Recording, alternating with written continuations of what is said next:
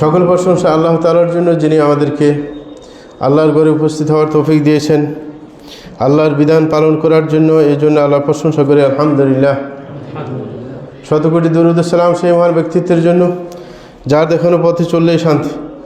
প্রিয় ভাইরা আমার, আমরা যেই মৌসুমের সম্মুখীন হয়েছি সেটা হচ্ছে শীতকাল। শীতকাল এসে গেছে। এই শীত মৌসুমের কিছু নিয়ম কানুন রয়েছে এবং এই শীত মৌসুমের একটা বিশেষ ব্যাখ্যা রয়েছে, সেটা জানানোর জন্য আজকে আলোচনা করছি আমরা। প্রথমত, শীত গরম এই যে মৌসুমের পরিবর্তন, এই পরিবর্তনের মধ্যে আল্লাহর নিদর্শন রয়েছে যে আল্লাহ কত শক্তিশালী, শক্তিধর, সেটা জানান দেওয়ার জন্য আল্লাহ শানু মৌসুমের পরিবর্তন করেন এবং প্রত্যেকটার বিশেষ বিশেষত্ব রয়েছে। আল্লাহ শানু এই জন্য বলেন, ইন্না ফি খালকিস সামাওয়াতি ওয়াল আরদ ওয়া ইখতিলাফিল লাইলি ওয়ান নাহার লাআয়াতিল লিউলিল আলবাব। আল্লাহ শানু বলছেন যে আকাশ এবং জমিনের সৃষ্টির মাঝে এবং রাতের পরিবর্তন এবং দিনের পরিবর্তনের মাঝে অনেকগুলো নিদর্শন রয়েছে, যারা বুদ্ধিমান তারা বুঝতে পারবে। তাইলে এই যে রাতে দিনের পরিবর্তন, যে শীতকাল আসলে রাত বড় হয়ে যায় এবং দিন ছোট হয়ে যায়, গরমকাল আসলে রাত ছোট হয়ে যায়, দিন বড় হয়ে যায়, এই যে পরিবর্তন, এই পরিবর্তনের মাঝে অনেকগুলো নিদর্শন আল্লাহ রেখে দিয়েছেন। প্রিয় ভাইরা, আল্লাহ শানু মানুষের প্রতি খুবই দয়াবান। এই কারণে হঠাৎ করে মৌসুমের পরিবর্তন করেন না, ধীরে ধীরে পরিবর্তন করেন। শীত যখন আসতে শুরু করে আস্তে আস্তে আসে, মানে হুট করে বিশাল আকারে শীত দেখা দেয় না, কারণ মানুষ অসুস্থ হয়ে পড়বে। এই কারণে ধীরে ধীরে তার প্রকোপটা বাড়তে থাকে, মানুষের যেন প্রস্তুতি নিতে পারে, শীতের মোকাবেলা করতে পারে। এই জন্য আপনার ধীরে ধীরে আসে। গরমও একইভাবে ধীরে ধীরে আসতে শুরু করে, যেন মানুষের কোনো কষ্ট না হয়। সুতরাং এই ক্ষেত্রে আল্লাহর যে দয়া অনেক বেশি মানুষের প্রতি, সেটা বোঝা যায়। তৃতীয় নম্বর, একজন মুসলমান মৌসুমের পরিবর্তন যাই হোক না কেন, এই মৌসুমের পরিবর্তন যেন তার কোনো আল্লাহর ইবাদতের ক্ষেত্রে শ্রুতা হয়ে না দাঁড়ায়। অনেকে দেখা যায় শীত আসলে সে অনেক কাজে তার ভাটা পড়ে, মানে সে সকালবেলায় উঠতে পারে না, ফজরের সময় উপস্থিত হয় না, ফজরের সময় নামাজে মসজিদে উপস্থিত হয় না, শীতের অজুহাতে না, এগুলো কোনো অজুহাত হতে পারবে না। কারণ মৌসুমের পরিবর্তন আল্লাহ শানুর নিদর্শন অবশ্যই, এই কারণে এটা ছুতে হতে পারে না। সবাই জানেন যে এই মৌসুমের পরিবর্তন হবে, সেই জন্য প্রস্তুতিও নিতে হবে। বর্তমান প্রস্তুতি নেওয়া কঠিন কিছু না, বর্তমানে হিটারের ব্যবস্থা আছে, সুতরাং পানি ঠান্ডা না, গরম করার ব্যবস্থা যখন আসে তখন এটা ছুতে হতে পারে না। এবং বর্তমানে মানুষ আগের মতো দরিদ্র না, প্রত্যেকে জামা কাপড় কেনার কি আছে, সেই যোগ্যতা আছে এবং সেই অর্থনৈতিক সক্ষমতা রয়েছে। এই কারণে মসজিদে উপস্থিত হওয়ার ক্ষেত্রে ছুতে হতে পারে না।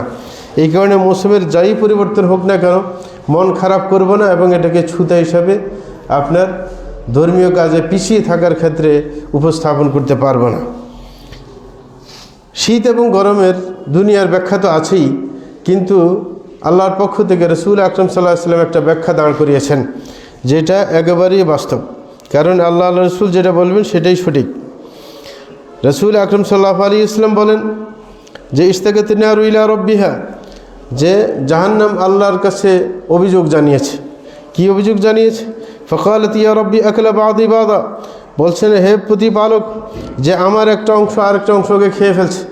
কারণ জাহান্নাম তো আপনার উত্তাপ দেওয়া হচ্ছে, কিন্তু এখনও তো জ্বালানোর কোনো কিছু নাই। এই কারণে জাহান্নাম বলছে আমাকে এত বেশি উত্তাপ দেওয়া হচ্ছে যে আমার একটা অংশ যেন অন্য অংশকে খেয়ে ফেলছে, সুতরাং আমি সহ্য করতে পারছি না আর। তখন ফাদিনাল্লাহা বিনাফাসাইন, আল্লাহ শানহু জাহান্নামকে বছরে 2 বার নিঃশ্বাস ছাড়ার জন্য আপনি অনুমতি দিয়েছেন, যে তুমি বছরে 2 বার নিঃশ্বাস ছাড়বে। নিঃশ্বাস ছাড়লে তোমার একটু ভালো লাগবে। বলছেন নাফাসিন ফিস শিতাই ওয়া নাফাসিন ফিস সাইফ, যে শীতকালে একবার নিঃশ্বাস ছাড়ে এক সাইড থেকে, আর গরমকালে আরেক সাইড থেকে নিঃশ্বাস ছাড়ে। কারণ জাহান্নামের মধ্যে 2টা অংশ আছে। কারণ বিধান পালন করার বাধ্যবাধকতা 2টা জাতির উপর। আল্লাহ বলছেন মা খালাকতুল জিন্না ওয়াল ইনসা ইল্লা লিয়াবুদুন, যে আমি মানুষ এবং জিনকে সৃষ্টি করেছি আমার ইবাদতের জন্য। তাহলে জিনটা মুকাল্লাফ এবং মানুষ মুকাল্লাফ, 2টা শ্রেণী। জিন কিন্তু আগুনের তৈরি, মানুষ হচ্ছে মাটির তৈরি। এই কারণে জিনকে আগুন দিয়ে শাস্তি দেওয়া যাবে না। এই কারণে জিনকে শাস্তি দেওয়ার জন্য জামহারিরের ব্যবস্থা করা হয়েছে, অর্থাৎ মানে মারাত্মক প্রকারের ঠান্ডা, যেটা জিনের সহ্য করা সম্ভব হবে না এরকম। তাইলে ওই ঠান্ডার দিক থেকে যখন নিঃশ্বাস ছাড়বে তখন ঠান্ডা দুনিয়াতে ছড়িয়ে পড়বে, যতটুকু আল্লাহ চাইবেন আর কি। কারণ কোনো কোনো এলাকায় আপনার ঠান্ডা অল্প সময়ের জন্য হয়, কোনো জায়গার মধ্যে গরম দীর্ঘ সময় থাকে, এটা আল্লাহর ইচ্ছা কোন দিকে ছড়াইবে গরম আর ঠান্ডা কতটুকু। অনেকে আবার মানে ধরে, মানে এটার হাদিসের বিপরীত বলতে চেষ্টা করে যে 2 বার নিঃশ্বাস যদি ফেলানো হয় তাইলে অনেক এলাকায় কেন গরম বেশি হয় না। এটা আল্লাহর ইচ্ছে, আল্লাহ কোন দিকে গরম বেশি দিবেন ঠান্ডা দিবেন সেটা আল্লাহ ভালো জানেন। সুতরাং এই রকম অজুহাত ধরে আপনার বিশুদ্ধ হাদিসের মোকাবেলা করা কখনো ইমানদারের পরিচয় না। তো বলতেছিলেন রসুল আকরাম সাল্লাল্লাহু আলাইহি ওয়াসাল্লাম, ফাহু আশাদ্দু মা তাজিদুনা মিনাল হার, বলে যখন মারাত্মক গরম অনুভব হয় তখন মনে করবে এটা জাহান্নামের নিঃশ্বাসের কি প্রতিফলন। ও আশাদ্দু মা তাজিদুনা মিনাজ জামহারির, যখন বেশি শীত অনুভব করো তখন মনে করবে এটা জাহান্নামের সেই নিঃশ্বাস প্রশ্বাসের প্রতিফলন। প্রিয় ভাইরা, শীতকাল একটা আপনার ফজিলতপূর্ণ মৌসুম। একজন মুসলমান সেই সময়ের মধ্যে বিশেষ ইবাদত করার সুযোগ পায়, কারণ শীতকাল আসলে রাত বড় হয়ে যায়, দিন ছোট হয়ে যায়। সুতরাং রাত্রিবেলায় ইবাদত করার একবার বিশেষ সুযোগ, যে রাত্রিবেলায় সুন্দরভাবে ইবাদত করতে পারে। বর্তমানে তো আমরা বিল্ডিংয়ের মধ্যে থাকি, সুতরাং কি আপনার ঠান্ডা কম লাগে স্বাভাবিকভাবেই, কিন্তু এই সময়টা আমরা কাজে লাগাই না। রাত্রিবেলা লম্বা হওয়ার কারণে ঘুম সাধারণত শেষ হয়ে যায়। আপনার দেখা যায় যে কেউ শুরু রাত্রে শুইলে তখন শেষ রাত্র হওয়ার আগেই তার ঘুম ভেঙে যায়। এই কারণে অনেকে শুরু রাত্রকে নষ্ট করে ফেলে। যখন দেখে যে রাতটা বড়, শুরু রাত্রকে আজে বাজে কাজে নষ্ট করে ফেলে। না, এটা নষ্ট করার কাজ না। যেখানে রসুল আকরাম সাল্লাল্লাহু আলাইহি ওয়াসাল্লাম গল্প করতে আসার পরে নিষেধ করে দিয়েছেন, রসুল বলছেন লা সামরা বা'দাল ইশা, এশার পরে কোনো গল্প গুজব থাকবে না, কোনো গল্প গুজব করতে পারবে না। এশার পরে ঘুম যাবে। এখন বর্তমানে ডাক্তার যারা আছে, স্বাস্থ্যবিদ, তারাও কিন্তু বলে যে 10টার মধ্যে ঘুমিয়ে যেতে, ঠিক না? এটা স্বাস্থ্যের জন্য খুবই লাভজনক। তো এবং শেষ রাত্রে তাড়াতাড়ি উঠে যেতে বলে, তাইলে এটা স্বাস্থ্যের জন্য লাভজনক। এই কারণে কোনো ব্যক্তি যদি শীতকালে তাড়াতাড়ি শুয়ে পড়ে তখন শেষ রাত্রে উঠা তার জন্য সহজ হয়ে যায়। তাইলে এটা একটা গনিমতের সময়, একটা গুরুত্বপূর্ণ সময়, যেন আপনি ইস্তেগফার করতে পারেন শেষ রাত্রে। আল্লাহ জাল্লা শাআনহু তার খাঁটি বান্দা যারা, তাদের ব্যাপারে কোরআন মাজিদের মধ্যে বলেন, প্রশংসা করেন, বলছেন ওয়াবিল আসহারি হুম ইস্তাগফিরুন, যে শেষ সময়ে শেষ রাত্রে উঠে যারা নেককার বান্দা তারা আল্লাহর কাছে ক্ষমা প্রার্থনা করে, ইস্তেগফার করে। সুতরাং শেষ রাত্রে ইস্তেগফার করা এটা খুবই গুরুত্বপূর্ণ বিষয়। এই ইস্তেগফারের কারণে অনেক জিনিস হাসিল হয়ে যায়। যেরকম নূহ আলাইহিস সালাম তার সম্প্রদায়কে বলছিলেন, ফাকুলতু ইস্তাগফিরু রাব্বাকুম ইন্নাহু কানা গাফফারা ইউরসিলিস সামা আলাইকুম মিদরারা ওয়া ইমদিদকুম বিআমওয়ালিন ওয়া বানিন ওয়া ইয়াজআল লাকুম জান্নাতিন ওয়া ইয়াজআল লাকুম আনহারা।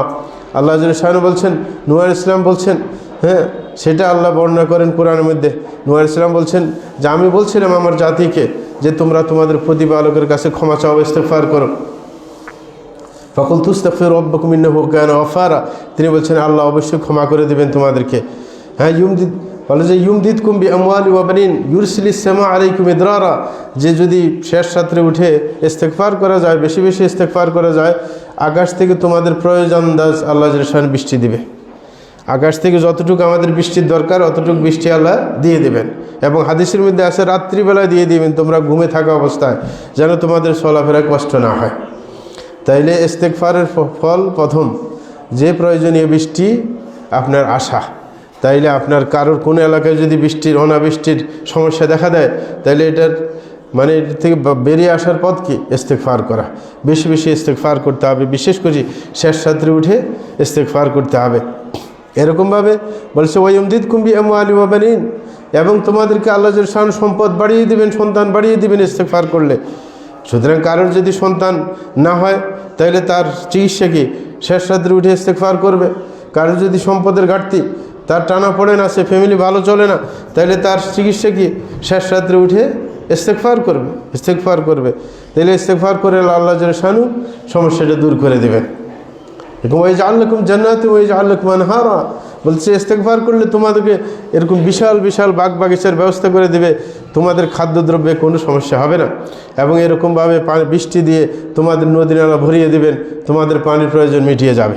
এই কারণে হযরত হাসান বসরি রাহিমাহুল্লাহর কাছে একজন ব্যক্তি আসছিলেন, এসে উনি বসে আছেন, তাকে বলছে যে যে ওনাকে বললেন যে একজনে যে আমি তো খাদ্যের সমস্যা ভুগতেছি, সত্যিকারভাবে আমি প্রত্যেক দিন ঠিকমতো খাদ্য পাই না, আমার ফ্যামিলির জন্য যথেষ্ট খাদ্য আমার মিলে না, এখন কি করতে হবে? তিনি বলছিলেন তুমি শেষ রাত্রে উঠে ইস্তেগফার করবে, তাইলে তোমার খাদ্যের সমস্যা দূর হয়ে যাবে। কতক্ষণ পরে একই বৈঠকে এক ব্যক্তি এসে বলতেছে আমার কোনো সন্তান হয় না, এখন সন্তান কিভাবে আমি পাইতে পারি? তখন একইভাবে বলছেন যে তুমি শেষ রাত্রে উঠে ইস্তেগফার করবে, তাইলে সন্তান পাবে। এখন ওনার এক ছাত্র উঠে বললেন যে প্রত্যেকেরই একই নুসখা, মানে একই ওষুধ বাতলাইলেন, ওর খাদ্যের সমস্যা আর এর সন্তানের সমস্যা, কিন্তু আপনি একটাই বললেন। ঘটনা কি? বললেন যে আল্লাহ নিজেই বলছিলেন, আল্লাহ বলছিলেন ফাকুলতু আস্তাগফিরু রাব্বাকুম ইন্নাহু কানা গাফফারা, যে ক্ষমা চাও তাই আল্লাহ ক্ষমা করবে। আর লাভে কি বলছেন? আল্লাহ বলছেন ইউরসিলিস সামা আলাইকুম মিদরারা, বৃষ্টি দিবেন। আর পরে কি বলছেন? হ্যাঁ, ওয়ায়ুমদিদকুম বিআমওয়ালিন ওয়া বানিন, তোমাদেরকে সম্পদ বাড়িয়ে দিবেন, সন্তান দিবেন। তাহলে তো ইস্তেগফারের ফল দুটোটাই, যে সন্তানও দিবেন এবং কি সম্পদও দিবেন। তাহলে ইস্তেগফার বেশি বেশি করতে হবে। যারা এই সমস্যাগুলো ভুগতেছেন একমাত্র তাদের উপায় হচ্ছে ইস্তেগফার বেশি বেশি করা, বিশেষ করে শেষ রাত্রে ইস্তেগফার করার চেষ্টা করা। প্রিয় ভাইরা আমার, শীতকাল হচ্ছে একটা বসন্তকালের মতো মুমিনদের জন্য। এই কারণে আরবিতে বলা হয় যে আশিতা রবিউল মুমিন, যে আরবি ভাষায় প্রবাদ আছে যে শীতকালটা হয়েছে আপনার একজন মুমিন ব্যক্তির জন্য বসন্তকাল। কারণ বসন্তকালের মৌসুমটা খুবই স্বাভাবিক থাকে, ভারসাম্যপূর্ণ থাকে। এই কারণে এই মৌসুমটা মানুষের কাজে লাগাতে পারে বেশি। বিশেষ করে ওই সময় গাছপালায় কি আপনার পাতা আপনার বের হয়, মানে তখন তার যৌবনের সময়। হযরত ওমর ফারুক রাদিয়াল্লাহু তাআলা এই কারণে বলেছিলেন আর শীতা ও গনিমতুল আবেদিন, তিনি বলছেন শীতকাল হচ্ছে ইবাদত গুজার যারা রয়েছে তাদের জন্য গনিমত, তাদের জন্য লাভজনক সময়, যে রাত্রে বেশি সময় নিয়ে ইবাদত করতে পারে তারা। এই কারণে রাসূল আকরাম সাল্লাল্লাহু আলাইহি ওয়াসাল্লাম বলেছেন আল গনিমতুল বারিদাতু ওয়াস-সাওমু ফি শীতা, যে বলছেন একবারে সহজলভ্য গনিমতের সম্পদ হচ্ছে শীতকালে সিয়াম পালন করা। শীতকালে কি করা? সিয়াম পালন করা। শীতকালে দিনটা একবারে খুবই ছোট হয় এবং গরমের তাপ কম থাকে, যার কারণে পানির পিপাসা বেশি ধরে না, সময়ও কম। এই কারণে তিনি বলছেন সবচাইতে একবারে সহজ ইবাদত হচ্ছে শীতকালে সিয়াম পালন করা। তাইলে শীতকালে সিয়াম পালন করে আপনি বিশেষ লাভবান হতে পারছেন। এই কারণে ইবনে মাসউদ রাদিয়াল্লাহু তাআলা আনহু শীত আসলে উনি শীতকালকে ধন্যবাদ জানাইতেন। উনি বলতেন মারহাবান বিশীতা তানজিলু ফীহিল বারাকা ওয়ায়াতুলু ফীহিল লাইলু লিল কিয়ামি ওয়া ইয়াকসুরু ফীহি নাহারু লিসিয়াম। তিনি বলতেছেন মারহাবান বিশীতা, যে শীতকালকে ধন্যবাদ। কেন ধন্যবাদ দিতেন? বলতেন যে শীতকালে বরকত নাজিল হয়। এই কারণে দেখবেন শীতকালে অনেক ফল ফুল, হ্যাঁ আপনার ফল টল পাওয়া যায়, যেটা অন্য সময় পাওয়া যায় না, ঠিক না? হ্যাঁ, অনেক সবজি টবজি ইত্যাদি সহজভাবে পাওয়া যায়, খাদ্যদ্রব্যের সংকট থাকে না। বলে যে সেই সময় বরকত নাজিল হয়। এরকমভাবে বলে যে শীতকালে আপনার রাতটা লম্বা হয়ে যায়, তখন মন ভরে ইবাদত করা যায়, কিয়ামুল লাইল করার সুযোগ থাকে শীতকালে। এরকম বলছেন ওয়ায়াকসুরু ফীহি নাহারু লিসিয়াম, দিনটা ছোট হয়ে যায়, তারপরে প্রত্যেক দিন সিয়াম পালন করা কষ্টকর হয় না। তাইলে তিনি কেন? আরেকটা ব্যাপার হচ্ছে শীতকাল বিশেষ করে আপনার যাদের কাজার সিয়াম রয়েছে, কাজা সিয়াম রয়েছে, যেমন মহিলাদের প্রত্যেক মাসে ঋতুস্রাব হয়। এই কারণে রমজানের ঋতুস্রাবের কারণে কিছু সিয়াম তারা পালন করতে পারে না। তারা যদি অন্য সময় কঠিন মনে হয় শীতকালে সেগুলো কাজা করে দিবে। বিশেষ করে যারা রেগুলার গাড়ি চালায়, সফর করে, তাদেরও কিন্তু অনেক সময় সিয়াম পালন করা কষ্টকর হয়ে যায়। যারা রেগুলার লক্ষ্মীপুর থেকে ঢাকায় গাড়ি চালায় প্রত্যেক দিন, দেখা যায় যে যদি রমজানের মধ্যে গরম বেশি থাকে তাদের সিয়াম পালন করা কষ্টকর হয়। আর তারা মুসাফির হওয়ার কারণে সেই সময় সিয়াম পালন না করে অন্য সময় সিয়াম রাখার সুযোগ আছে, কারণ তারা তো মুসাফির, প্রত্যেক দিন সে সফর করে। এই কারণে শীতকাল আসলে তার সেই সিয়ামগুলো সে অবশ্যই রাখতে পারে, এই সুযোগটা তার রয়েছে। এরকমভাবে কারোর যদি এরকম নেফাসের কারণে রোজা নষ্ট হয়ে যায়, কারোর বাচ্চা হয়েছে ধরেন রমজানের শুরুতে, তাইলে নেফাসের কারণে তার রমজানটা আর সিয়াম পালন করা গেল না। এই কারণে সে যদি অন্য সময় সিয়াম পালন করা তার জন্য কষ্টকর হয়, তাহলে শীতকালের জন্য রেখে দেবে, শীতকালে সিয়ামগুলো পালন করার অবশ্যই চেষ্টা করবে।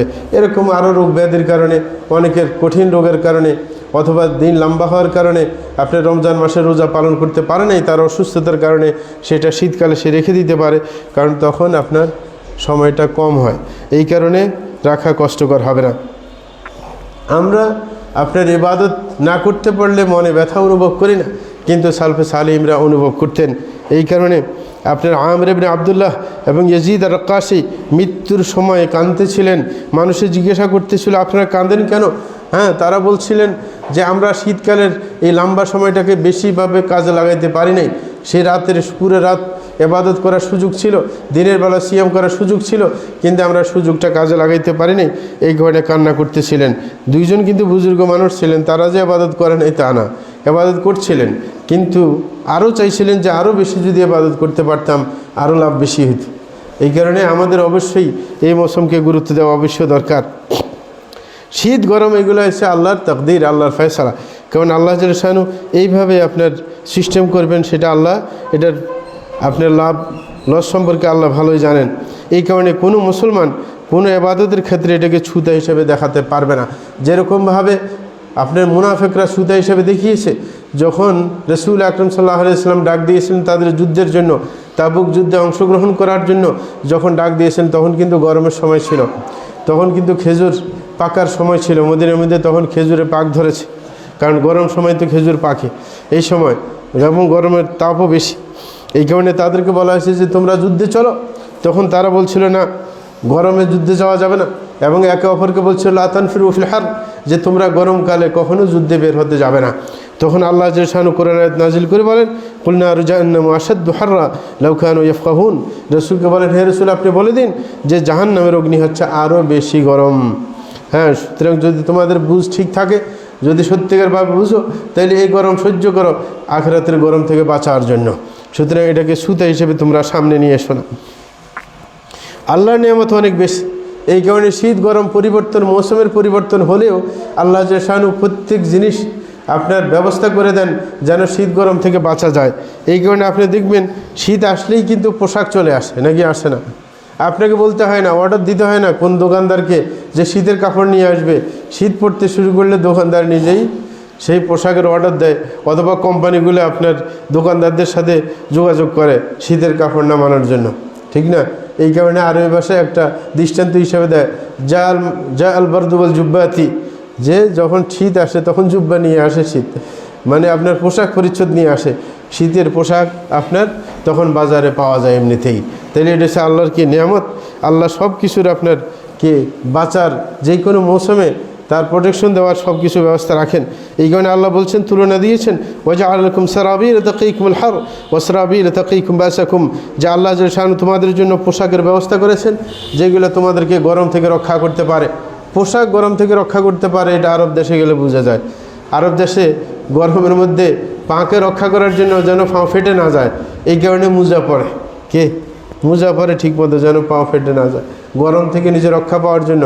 গরমের মধ্যে যদি আপনার মাথার মধ্যে সেমাক ব্যবহার করে গরম থেকে বাঁচা যায়, এটা মানে ওইখানে বোঝা যায়। আমাদের দেশে বোঝা যায় না। আমাদের দেশে তো আপনার গরমের সাথে সাথে ঘাম বাইর হয়, ওখানে ঘাম বাইর হয় না।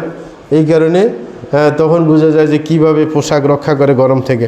ওয়াসরাবিল তাকিকুম বাসাকুম, এবং এমন পোশাক বের করেছে আল্লাহ জাল্লা শানু যেগুলো তোমাদের যারা শত্রু আছে শত্রুর আঘাত থেকে রক্ষা করে। বিশেষ করে বর্ম, যেগুলা বর্ম জাতীয়, যেগুলো শত্রুর কি তলোয়ারের আঘাত থেকে রক্ষা করে, সেই পোশাকের ব্যবস্থা আল্লাহ জাল্লা শানু করেন। তো এটা তুলনা দিয়েছেন। হযরত ওমর ফারুক রাদিয়াল্লাহু তাআলা আনহু শীতকাল আসলে তার প্রত্যেক যে এলাকাগুলো তাঁর অধীনে ছিল, তিনি যখন খলিফা ছিলেন প্রত্যেক এলাকায় চিঠি পাঠাতেন।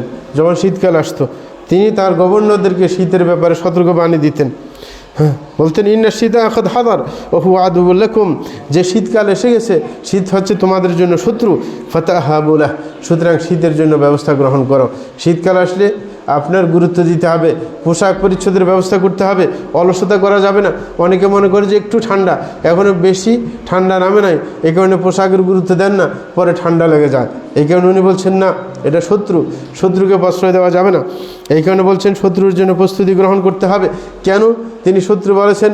বলেন, ফাইনাল বারদা আদুউন সারিউন দুখুলুহু, কারণ শীত এমন যে এমন শত্রু যে খুব তাড়াতাড়ি মানুষের মধ্যে প্রবেশ করে। শীত কিন্তু দ্রুত আপনার ঠান্ডা মানুষের মধ্যে আক্রমণ করে। বলে যে বাঈদুন খুরুজু, কিন্তু বাইর হইতে সময় লাগে। ঠান্ডা যদি কাউকে ধরে যায় তাইলে এই ঠান্ডা যাইতে সময় লাগে, এটা বাস্তব। আপনি দেখবেন কোনো বাচ্চার যদি ঠান্ডা লাগে, ঠান্ডা সারতে কিন্তু অনেক দীর্ঘ সময় লাগে। এই কারণে উনি বলছেন এটা এমন শত্রু যে তাড়াতাড়ি পাকড়াও করে কিন্তু ছাড়তে দেরি করে।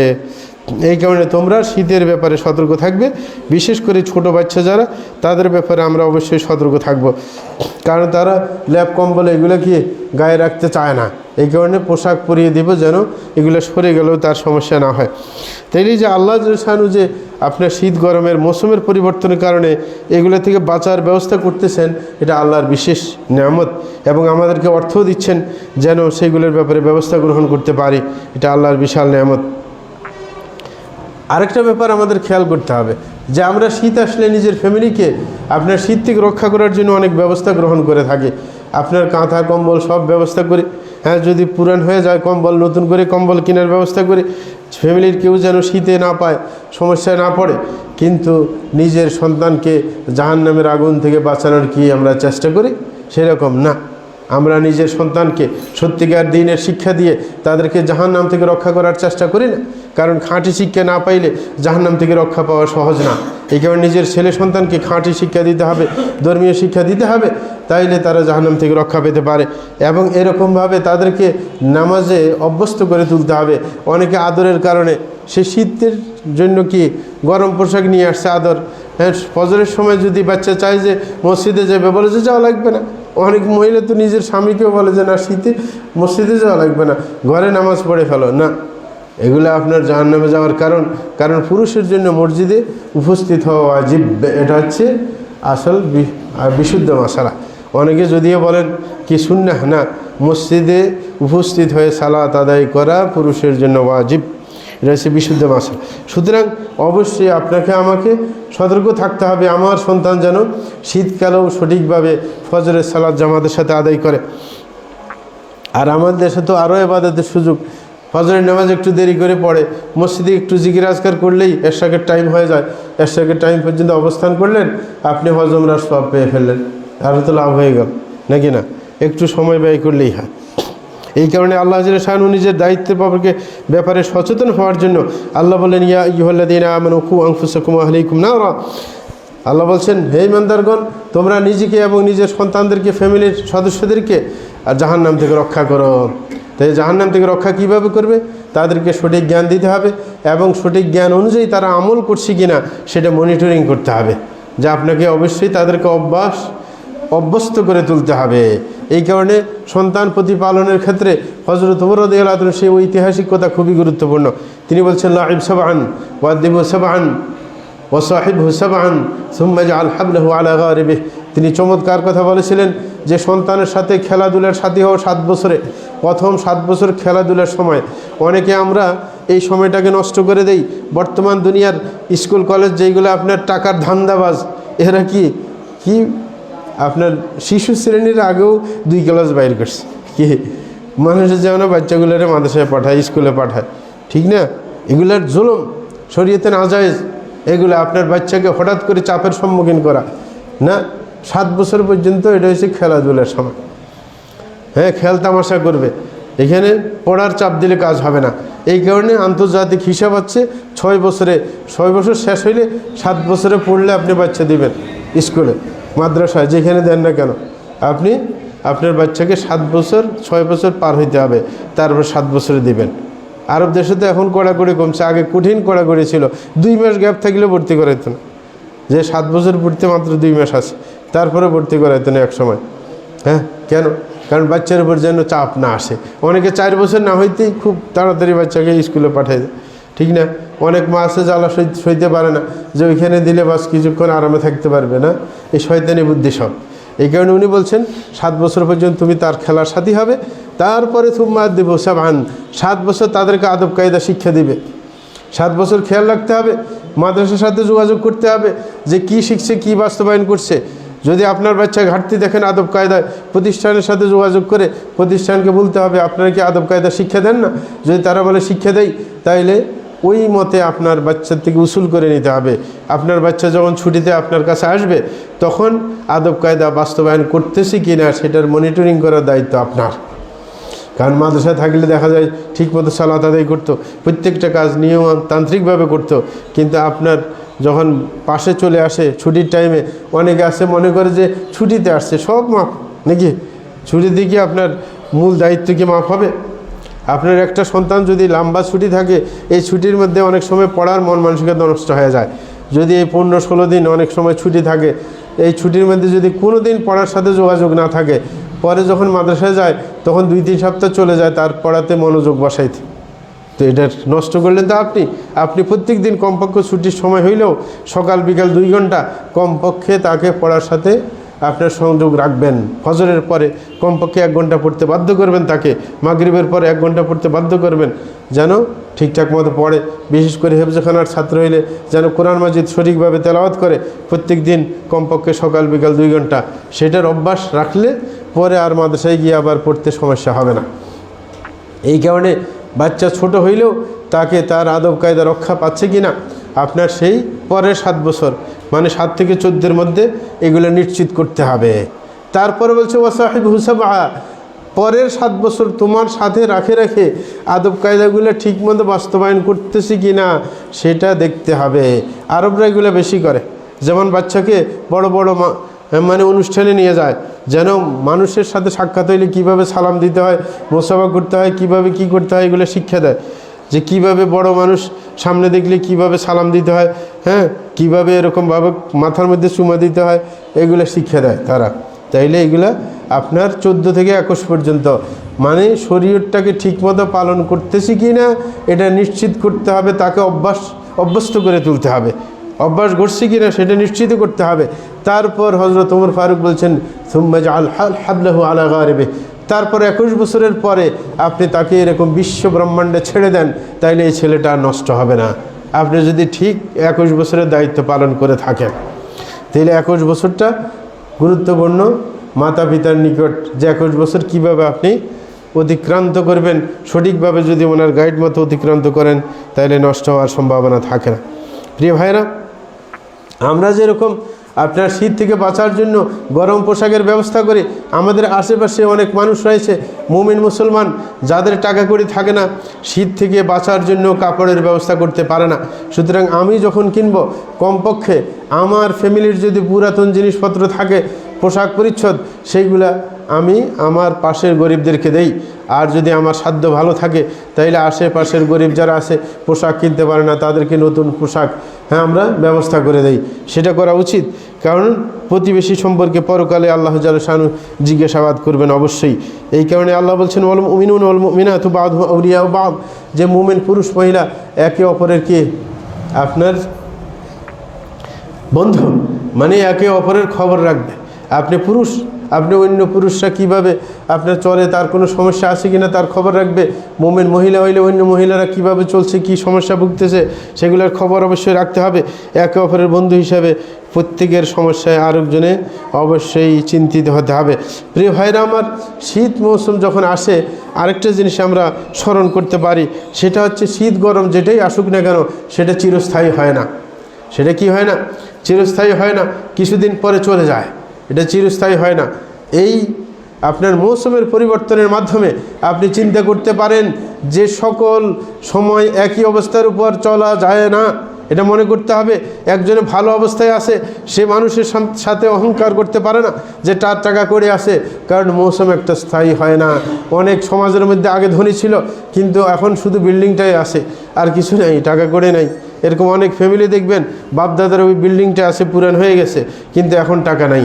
এক সময় তারাই ধনী ছিল ওই এলাকার, নাকি? যখন আর কেউ বিল্ডিং বানাইতে পারেনি তারা বানিয়েছিল, কিন্তু এখন আর টাকা নাই। অনেক গরিব ছিল, ওই বাড়িতে কাজ করছে, ওরা কিন্তু এখন বিল্ডিং বানিয়েছে। এখন এলাকার মধ্যে সবচাইতে দাপট ওদেরই বেশি, আছে নাকি নাই? হ্যাঁ, তখন গল্প হয়ে থাকে, ওরা গল্প করে যে এরা একসময় আমাদের বাড়িতে কাজ করছে। তো এই গল্পের কোনো ভ্যালু নেই, ভ্যালু নেই, কারণ অবস্থার পরিবর্তন ঘটবে। এই কারণে প্রত্যেকেই অবস্থার পরিবর্তন ঘটলে নিজে কখনো আপনার দাম্ভিকতা দেখাবে না, তাইলে সমস্যায় পড়বে। যারা মৌসুমের পরিবর্তনে একরকম থাকে তারা কখনো সমস্যার সম্মুখীন হয় না। যারা মৌসুমের পরিবর্তন হইলে দাম্ভিকতা দেখায়, পরবর্তীতে সময় পার হয়ে গেলে তারা মুশকিলে পড়ে, নাকি? আমলিক যেগুলা মানে ভদ্র গোছের ছিল সেগুলো এলাকায় আছে নাকি নাই? আছে, কিন্তু যেগুলো দাপট বেশি দেখায় সেগুলো একটাও নাই, সবগুলো পালাইছে। তাইলে মৌসুমের পরিবর্তনের কারণে দাপট দেখানোর কোনো কাজ নেই। বর্তমানে আবার রাজনৈতিক দল, যেমন বর্তমানে কি আপনার বিএনপি পাশাপাশি কি জামাত অন্যান্য দলগুলো দাপট দেখায়, হ্যাঁ দাপট দেখাচ্ছে না, আপনি আপনার কাজ করেন, দাপট দেখানোর কী আছে? দাপট দেখাইলে মৌসুম পরিবর্তন হইলে আবার পালাইতে হবে। আর বিধার্মিক লোক পালাইলে তো অসুবিধা নাই, যার ধর্মকর্ম নাই, কিন্তু যদি কোনো হুজুর পালায় তাহলে তো মুশকিল আছে নাকি? হ্যাঁ, তাহলে তো বিশ্রী ধরনের হবে, হ্যাঁ বিশ্রী ধরনের হবে। এই কারণে অবশ্যই বলবো যে দাম্ভিকতার কোনো কারণ নেই। যদি অবস্থা আপনার কাজের মৌসুম আসছে এটা মনে করতে হবে, দাম্ভিকতা দেখানোর মৌসুম না, এটা কাজের মৌসুম। একসময় আমরা কাজ করতে পারি নাই, তাইলে এখন দাওয়াতি কাজ বাড়িয়ে দিব, এইখানে অহংকারের কোনো ব্যাপার নাই। এই মৌসুম তো আল্লাহই আমাদের ব্যবস্থা করেছেন, নাকি আল্লাহ ব্যবস্থা করেন নাই? নাকি আমাদের দাপটে আমরা পাইছি? নতুবা 17 বছর পারি নাই কেন? 17 বছর পারি নাই, এই জন্য আল্লাহ চাইছিলেন 17 বছর আমাদেরকে কষ্ট দিতে, যেন তওবা করতে পারি কি। তারপরে আল্লাহ ব্যবস্থা করছেন যেন এখন কাজের মৌসুম পেয়ে শুকরিয়া আদায় করতে পারি। কিন্তু আমরা তো সেই রকম কাজ করি না। আমরা কি কাজের মৌসুম পাই নাই? এখন তো যে কোনো দাওয়াতি কাজ করতে কেউ বাধা দেয় না, তা আমরা কেন দাওয়াতি কাজ করি না? আমাদের এখন এক বাসার মধ্যে আমাদের কি মসজিদ, কি জুমার সালাত আদায় করার জায়গা, জমিন একটু হইলে তো কিনা হয়েছে নাকি? তা আমরা সেইখানে মসজিদ স্থানান্তর করে কীভাবে দাওয়াতি কাজ আরও বাড়িয়ে দিব সেটার জন্য চিন্তা কেউ করে না, অনেকে করে না। আরে প্রত্যেকের চিন্তা থাকা দরকার যে আমাদের একটা এখন কি সালাত আদায়ের একটা বন্দোবস্ত হয়েছে নাকি না, কিন্তু হুলস্থুল করবে না। আমাদের অবশ্যই আপনার এই ক্যাটাগরির মসজিদ পাওয়ার জন্য আরব দেশ থেকে আপনার 40 ডিসিম সম্পদ লাগে। কি মসজিদ আরব দেশে কতগুলো ক্যাটাগরি আছে, এই ক্যাটাগরির মসজিদের জন্য 40% কি জায়গা লাগে, নতুবা এই ক্যাটাগরির মসজিদ পাওয়া যায় না। এই কারণে আমরা আস্তে আস্তে চেষ্টা করব, কারণ আমাদের এটা কমপ্লেক্স হবে, শুধু মসজিদ না। সুতরাং কমপ্লেক্সের জন্য আমরা যেন 40% জায়গা ম্যানেজ করতে পারি, হ্যাঁ এরকম আমাদের প্ল্যান প্রোগ্রাম থাকতে হবে। এটার উপর ক্ষান্ত করব না ইনশাআল্লাহ। আমরা সবাই যদি একমত থাকি, কারণ এটা কেউ নিয়ে যাবে না, সবার জন্য থেকে যাবে। এটা ওয়াকফ জায়গা না নাকি না? অবশ্যই ওয়াকফ, সুতরাং এটা কেউ নিয়ে যাবে না, এটা থেকে যাবে। কেউ মনে করতে পারেন না যে অমুকের বাড়িতে আমি চেরাক দিতে যাইব কেন, না এটা আপনার এই এলাকার মানুষের সম্পদ নাকি না? এগুলো ওয়াকফ সম্পদ, এগুলো মানুষের, মুসলমানদের। এখানে প্রত্যেকে আমরা সেই জায়গাটাকে বাড়ানোর জন্য এবং সেখানে সালাত আদায়ের ব্যবস্থা করার জন্য উৎসাহী হব, সবাই চেষ্টা করবো ইনশাআল্লাহ। সুতরাং খেয়াল করতে হবে, মৌসুমের পরিবর্তনটা কাজের সুযোগ বাড়িয়ে দেয়, দাম্ভিকতা বাড়ানোর কোনো কারণ নেই। এই কারণে জালিমদের, যারা মৌসুম পাইলে জুলুম করে, তাদেরকে আল্লাহ সতর্ক করেছেন। আল্লাহ বলেছেন ওয়াসাইয়ালামুল্লাযীনা যালামু আইয়্যা মুনকালাবিন ইয়ানকালিবুন, যে অচিরেই বলছে, মানে বেশি দিন না, অচিরেই জালিমরা তাদের পরিণতি কী হবে সেটা বুঝতে পারবে। এখন নিদর্শন দেখা সত্ত্বেও অনেকে শিখে না। কি 17 বছর জুলুম করার পর প্রভাবশালী হওয়া সত্ত্বেও দেশ ছেড়ে পালাইতে হয়েছে, তাহলে আর যেগুলোর লেজের কি পায়ের নিচে মাটি নাই তাদের কী হবে? তাড়ানি খেলে কে? মানে এই চিন্তাটা করেন। এখন ওই যে ভুলে গেছে, এগুলো মানুষ ভুলে যায়, এগুলো মানুষের অভ্যাস। কারণ মানুষকে আরবিতে কী বলা যায়? কে ইনসান বলে, নেসিয়ান থেকে ভুলে যাওয়ার অভ্যাস মানুষের। না ভুলে যাইলে হবে না, এগুলো মনে রাখতে হবে, না হলে পরিণতি আমার একই রকম হবে। আল্লাহ জাল্লাহু এই কারণে বলেন, বিশেষ করে যারা সমস্যায় ভুগতেছেন তাদের রাসূল আকরাম সাল্লাল্লাহু আলাইহি ওয়াসাল্লাম স্মরণ করে দিচ্ছেন, বলছেন ওয়ালাম আন্না ফিস সাবরি আলা মা তাকরাহু খায়রান কাসীরা। বলে যদি কোনো কারণে যদি তুমি সমস্যায় পড়ে যাও, ধৈর্য ধারণ করো, তাইলে অনেক কল্যাণ পাবে, কারণ একই অবস্থা দীর্ঘস্থায়ী হয় না। বলছে ওয়ান্না নাসরা মা সাবরি, যদি তোমার সমস্যা হয়, তুমি বিজয় লাভ করতে পারো না, মানুষের চাপের সম্মুখীন হয়ে আসো, তাহলে ধৈর্য ধরো, একদিন তোমারই বিজয় হবে। বলছেন ওয়াম্মান ফারজ মা আল কারবি, যদি বিপদে থাকো, এই বিপদ একদিন দূর হয়ে যাবে। ওয়ান্না মা আল উসরি ইসরা, যদি কাঠিন্যতা অনুভব করো, এই কাঠিন্যতা সহজতায় রূপান্তরিত হবে, কোনো টেনশন করার কারণ নেই।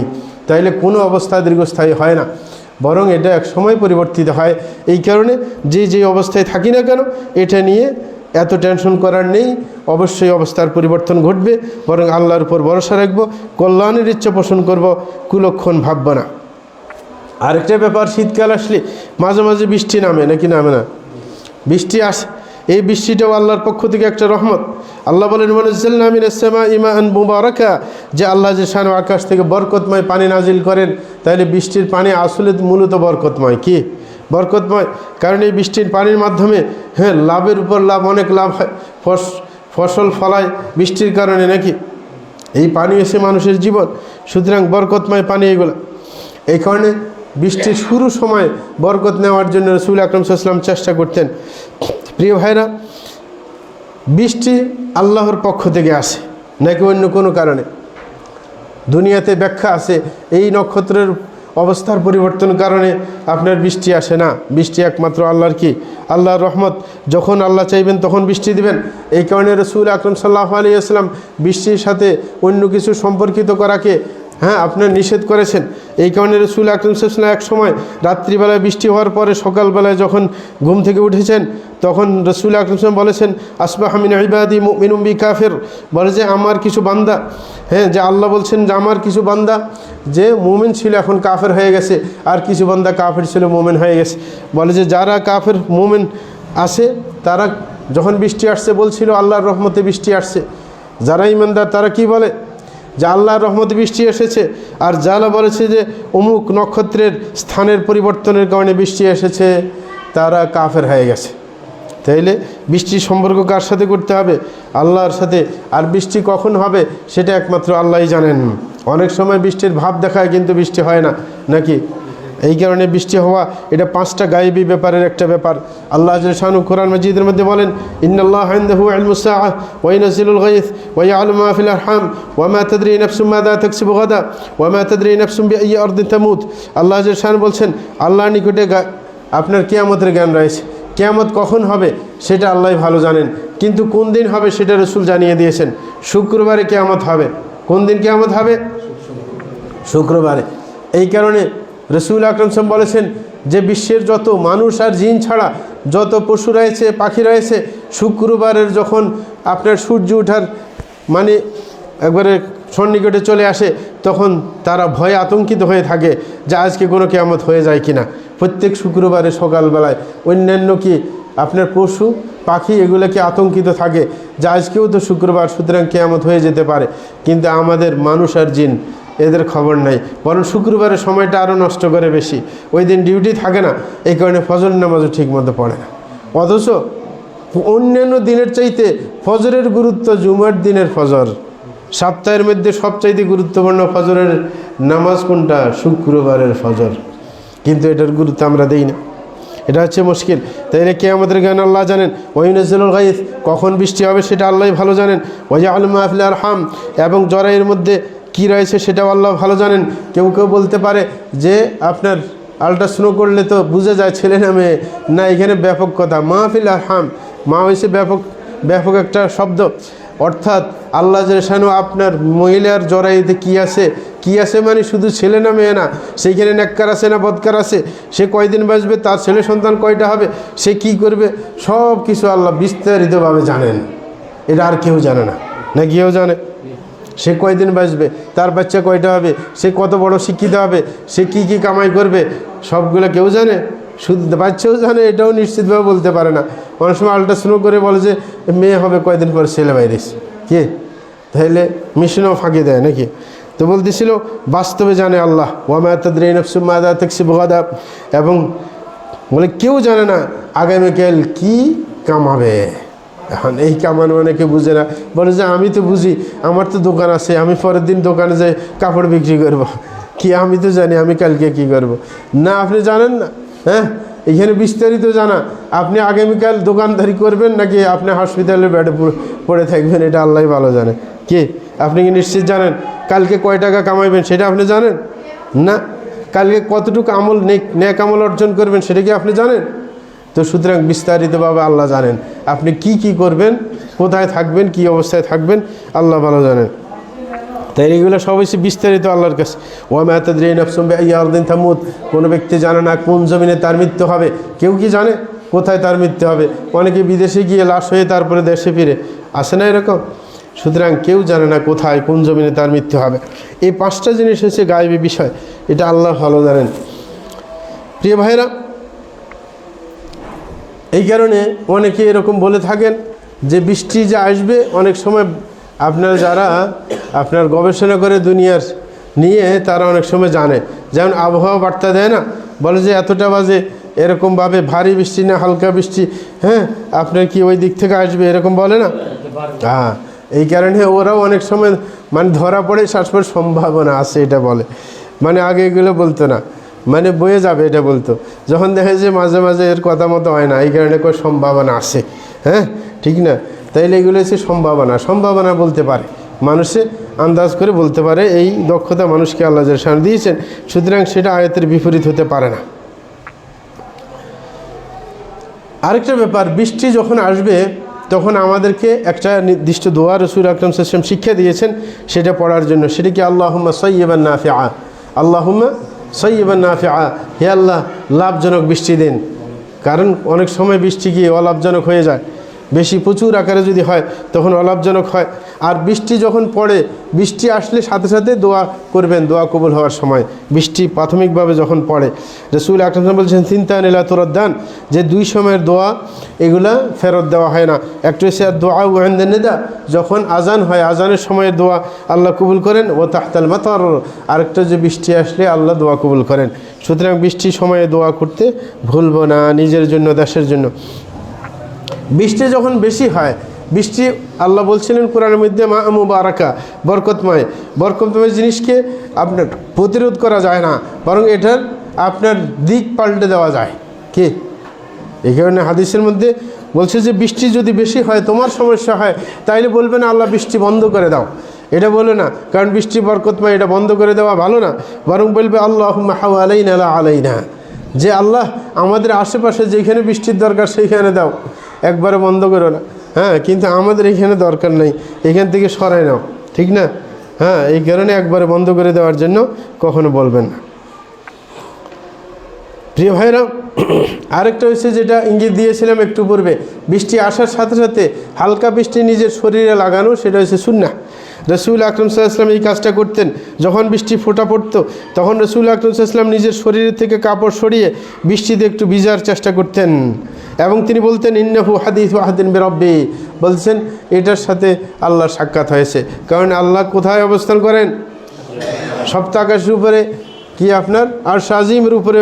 সুতরাং ওই দিক থেকে বৃষ্টি আসে নাকি না?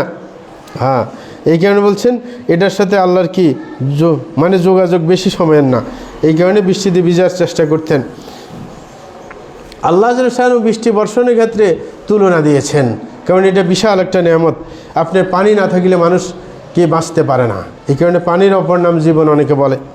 এই কারণে আল্লাহ যে এটা নিয়ে তুলনা করেন যে পানি কত বড় নেয়ামত।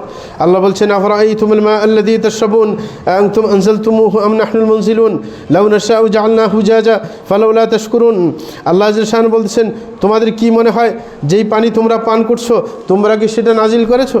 না, আমি নাজিল করেছি। কে নাজিল করেছে? আল্লাহ জাল্লাহু নাজিল করেছে এই বৃষ্টি। আল্লাহ বলছেন লাউ নাশাউ জাআলনাহু জাজা, আমি চাইলে এইগুলাকে তিক্ত বানিয়ে দিতে পারতাম নাকি? আপনার বানিয়ে দিতে পারতো না আল্লাহ চাইলে? আপনার সুপেয় পানির ব্যবস্থা করেছেন, আল্লাহ চাইলে অন্যরকমও করে দিতে পারতেন। এই কারণে আল্লাহ বলছে ফালাউলা তাশকুরুন, তোমরা কি আল্লাহর কৃতজ্ঞতা আদায় করবে না? তাইলে নেয়ামত পেয়ে আল্লাহর কৃতজ্ঞতা আদায় করার জন্য বলা হয়েছে। হাদিসের মধ্যে রাসূল আকরাম সাল্লাল্লাহু আলাইহি ওয়াসাল্লাম বলেন ইন্না আউওয়ালা মা ইউসআলু আনহু ইয়াউমাল কিয়ামাতি মিনান নাঈম আন ইউকালা লাহু আলাম নুসিহ লাকা জিসমাক ওয়া নুরবিয়াকা মিনাল মাইল বারিদ। বলছেন কিয়ামতের দিবসে ইবাদত সম্পর্কে প্রথম প্রশ্ন হচ্ছে নামাজের। কি ইবাদত সংক্রান্ত প্রথম প্রশ্ন কি? নামাজের। আর মানুষের অধিকার সম্পর্কিত প্রথম প্রশ্ন হচ্ছে কি? রক্ত প্রবাহিত করা, রাদ্দিমা, রক্ত সম্পর্কে আপনি আরেকজনের রক্তপাত করছেন, এটা সর্বপ্রথম মানুষের অধিকারের মধ্যে সর্বপ্রথম কাউন্ট করা হবে, প্রশ্ন করা হবে। অথচ রক্তপাত তো রাজনৈতিক দলগুলো আসেই করতেছে।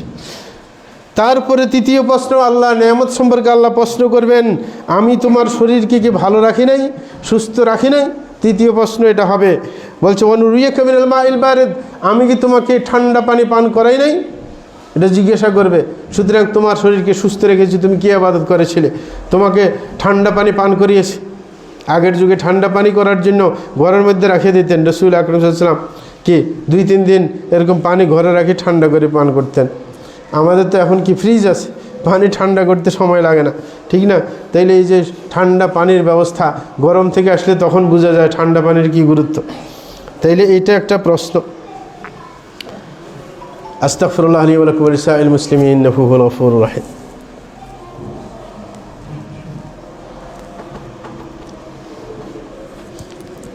আলহামদুলিল্লাহি রাব্বিল আলামিন ওয়া সলাতু ওয়াসসালামু আলা সাইয়্যিদিল মুরসালিন নবিয়িনা মুহাম্মদ ওয়া আলা আলিহি ওয়া সাহবিহি আজমাইন, মা বাদ। প্রিয় ভাইরা আমার, শীতকালে যখন বৃষ্টি আসবে, বৃষ্টির আগে বাতাস আসে নাকি আসে না?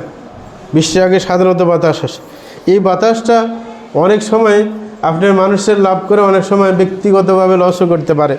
একজন মহিলা কি আপনার বাইরে কি করতেছে, ধান শুকিয়ে দিয়ে দিচ্ছে, কাপড় শুকিয়ে দিয়ে দিচ্ছে, বাতাস আসে কাপড়গুলো নিয়ে ময়লা পানিতে পালাইছে। হ্যাঁ, তখন এটা বকাঝকা দেওয়ার কোনো মানে নেই নাকি? না। এই কারণে যদি বাতাস আসে সেই সময়ে আপনার বাতাসের কল্যাণে দোয়া করতে রাসূল আকরাম সাল্লাল্লাহু আলাইহি ওয়াসাল্লাম শিক্ষা দিয়েছেন। রাসূল একটা দোয়া শিক্ষা দিয়েছেন, যখন বাতাস বইতে থাকে বলবে আল্লাহুম্মা ইন্নী আসআলুকা খায়রাহা ওয়া খায়রা মা ফিহা ওয়া খায়রা মা উরসিলাত বিহি ওয়া আউযু বিকা মিন শাররিহা ওয়া শাররি মা ফিহা ওয়া শাররি মা উরসিলাত বিহি। যে হে আল্লাহ, আমি এই বাতাসের মধ্যে যে কল্যাণ আছে সেই কল্যাণ কামনা করছি, এই বাতাসের মাঝে যে কল্যাণ রাখা আছে সেটা কামনা করছি, এই বাতাসকে যে কল্যাণ দিয়ে প্রেরণ করা হয়েছে সেই কল্যাণ কামনা করছি বলছে, এবং আমি আপনার আশ্রয় চাচ্ছি এই বাতাসের অকল্যাণ থেকে, এই বাতাসের মধ্যে যে অকল্যাণ রাখা হয়েছে সেই অকল্যাণ থেকে, এবং এই বাতাসকে যে অকল্যাণ দিয়ে পাঠানো হয়েছে সেইটার অকল্যাণ থেকে আমি আপনার আশ্রয় চাচ্ছি। সুতরাং এরকম সুন্দরভাবে দোয়া করবে। আপনার বাতাসটা হচ্ছে আল্লাহর রহমত থেকে, আপনার আল্লাহর রহমত এটা কখনো কখনো শাস্তি নিয়ে আসতে পারে। কি নিয়ে আসতে পারে? বাতাস কি শাস্তি হয় না কোনো সময়? হ্যাঁ, শাস্তি হয়েছে। এই কারণে বাতাস দেখলে বাতাসকে গালি দেওয়া নিষেধ। এই কারণে রাসূল আকরাম বাতাস দেখলে বলছেন ফাইদা রাআইতুমুহা ফালা তাসুব্বুহা, যদি বাতাস প্রবাহিত হইতে দেখো তখন তোমরা সেটাকে গালি দিবে না। ওয়াসআলুল্লাহ খায়রাহা, বরং বাতাসের কল্যাণ তোমরা কামনা করবে। ওয়াস্তাঈযু বিল্লাহি মিন শাররিহা, এবং আল্লাহর কাছে বাতাসের অকল্যাণ থেকে আশ্রয় চাইবে। প্রিয় ভাইরা আমার, শীতকাল আসলে কিছু সুযোগ আসে, কিছু সুযোগ আসে, অনেকে সেই সুযোগ গ্রহণ করতে চায় না, না জানার কারণে। সেটা হচ্ছে শীতকাল যখন আসে, আপনার শীতের প্রকোপের কারণে কারোর যদি সমস্যা হয়ে যায়, হ্যাঁ, কারণ শীতকালে বাতাস আসে, বাতাসের কারণে অনেকের সমস্যা হয়ে যেতে পারে।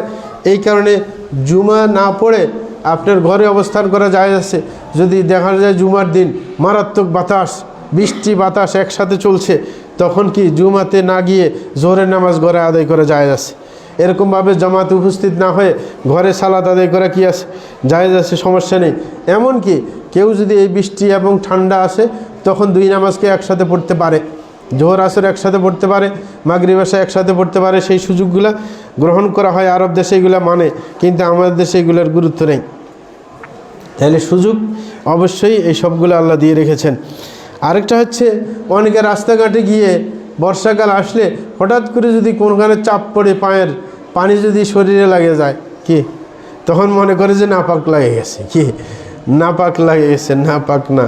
যতক্ষণ পর্যন্ত আপনি নাপাক নিজের চোখে না দেখবেন, আন্দাজে নাপাক মনে করবেন না।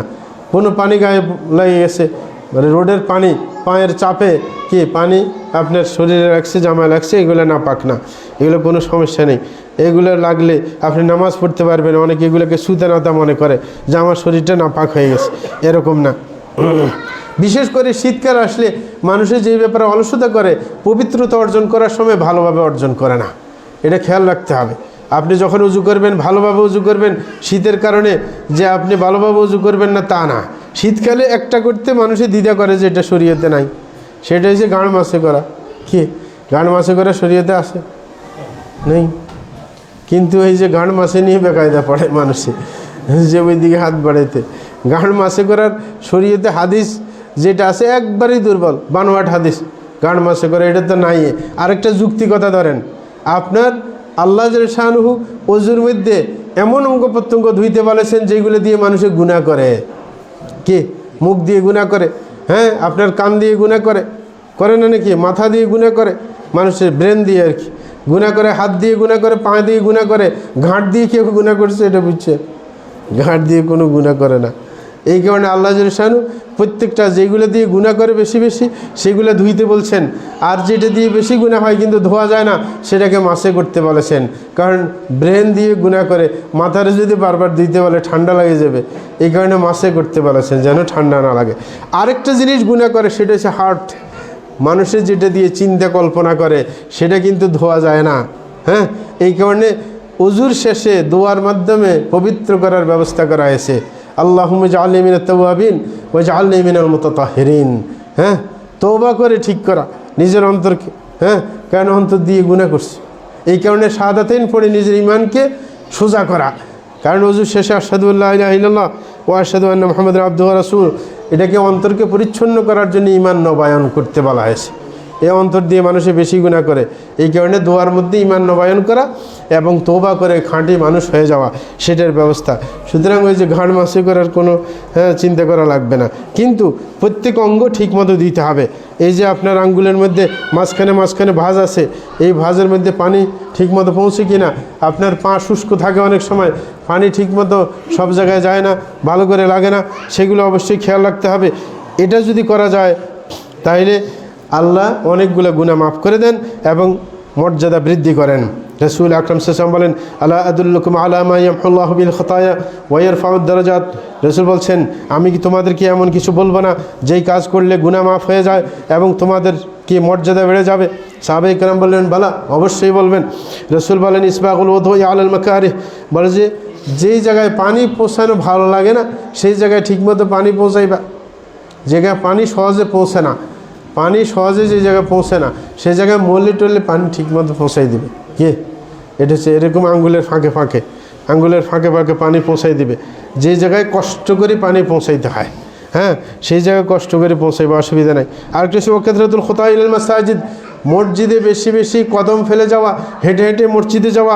যার বাড়ি যত দূরে তত বেশি তার সওয়াব হয়, তার গুনাহ মাফ হয়।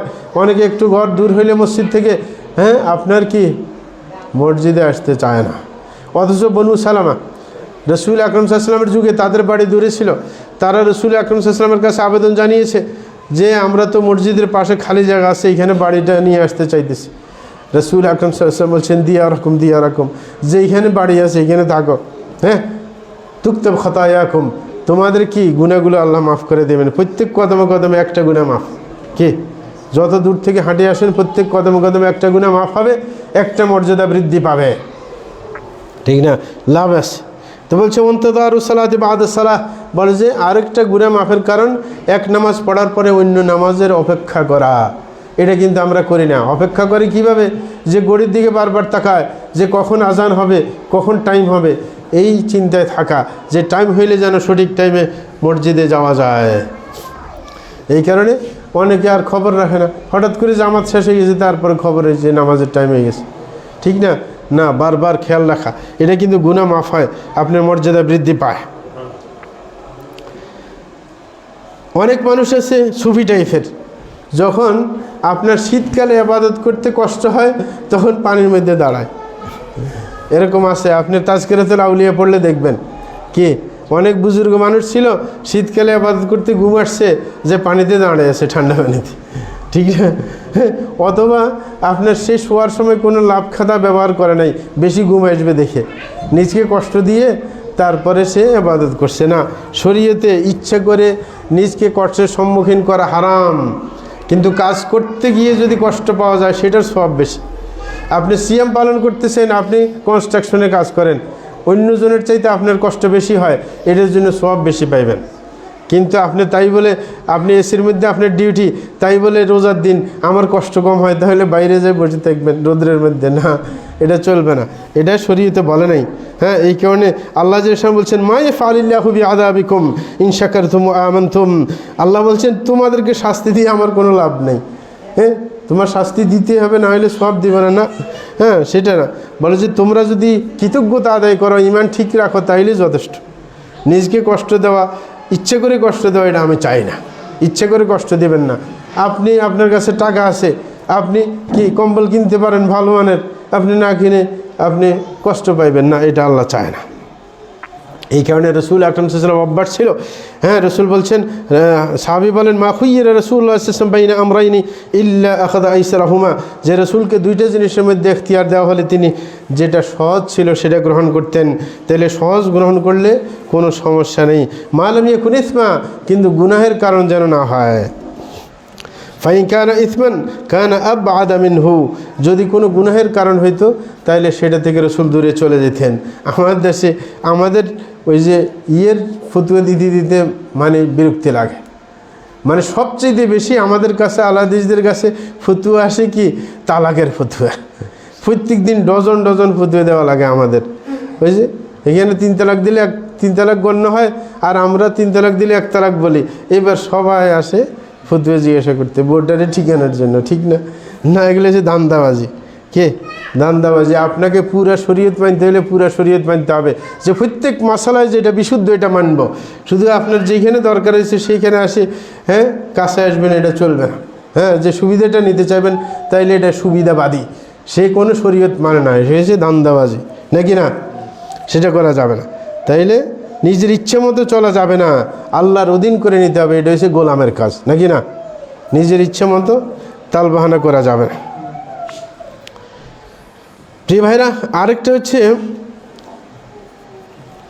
আপনার সুযোগ আছে যে কেউ যদি মারাত্মক মানে ঠান্ডাজনিত রোগে আপনার ভুগছেন, তার যদি পানি শরীরে লাগাইলে সমস্যা হয়, ডাক্তার বলছে পানি কোনোভাবে ছোঁয়া যাবে না, তাইলে তিনি তায়াম্মুম করতে পারেন। এই সুযোগ তার আছে। কি তায়াম্মুম করবেন, তায়াম্মুম করে নামাজ পড়বেন, কোনো সমস্যা নেই। হ্যাঁ, এটা করতে পারেন। আরেকটা হচ্ছে শীতকালে খেয়াল রাখবেন, চেহারাকে ডাকবেন না সালাতের টাইমে।